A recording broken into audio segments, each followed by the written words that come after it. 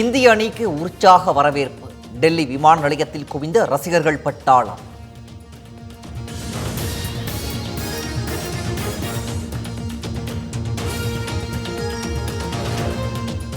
தாயகம் திரும்பிய team India வெற்றி கோப்பையுடன் வீடியோ வெளியிட்டு உற்சாகம்.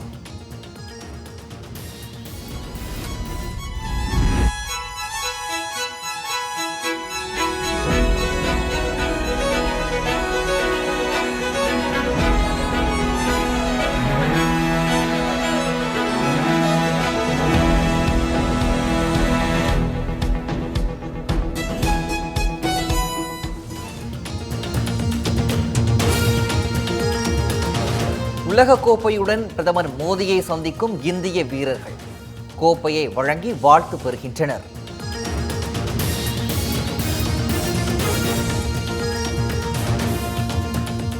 மும்பையில் இன்று மாலை நடைபெறுகிறது வெற்றி கொண்டாட்ட பேரணி.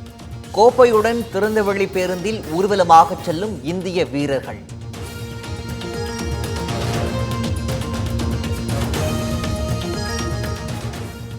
கள்ளக்குறிச்சியில் 5 பேர் குண்டர் சட்டத்தில் கைது. கள்ளச்சாராயம் விற்றதாக வழக்கு பதிவு.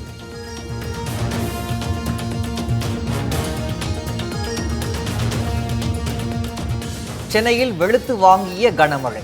தாழ்வான பகுதிகளில் மழை நீர் தேக்கம்.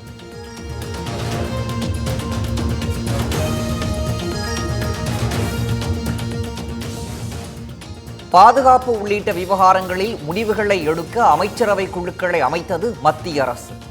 நாடாளுமன்ற விவகாரங்களுக்கான குழுவில் மத்திய அமைச்சர் எல் முருகனுக்கு இடம்.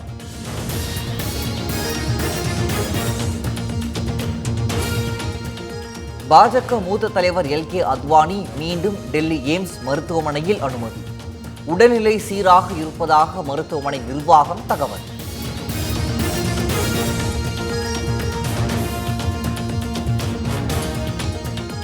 தூத்துக்குடி அருகே சிறுமியிடம் பேசிய இளைஞர் வெட்டி கொலை. சிறுமியின் தாய் மற்றும் சகோதரர் உள்ளிட்ட 5 பேர் கைது.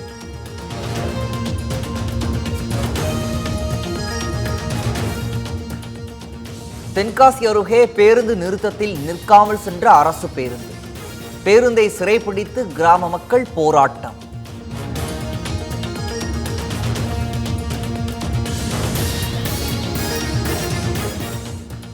மதுரை அருகே மகள் திருமணத்திற்காக வைத்திருந்த 55 சவரன் நகை கொள்ளை. மர்ம நபருக்கு போலீஸ் வலைவீச்சு.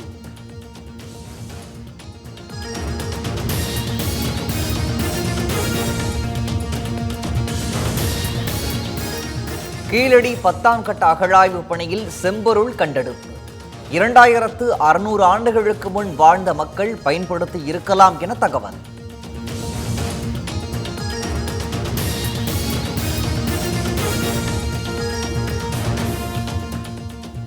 தேசிய மருத்துவ ஆணைய தலைவராக டாக்டர் BN கங்காதர் நியமனம். மத்திய சுகாதார மற்றும் குடும்ப நல அமைச்சகம் அறிவிப்பு.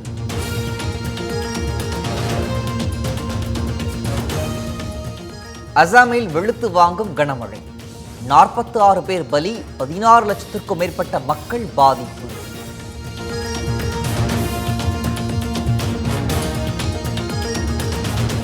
கேரள தமிழக மக்களுக்கு பயனுள்ளவனாக இருப்பேன். மத்திய இணையமைச்சர் சுரேஷ் கோபி உறுதி.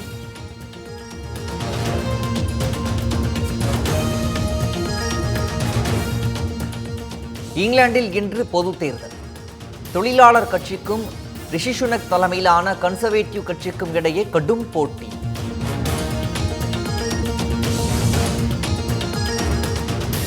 சென்னையில் நடைபெற்ற வரலட்சுமி சரத்குமார் திருமண வரவேற்பு. தமிழக பாஜக தலைவர் அண்ணாமலை உள்ளிட்டோர் பங்கேற்று வாழ்த்து.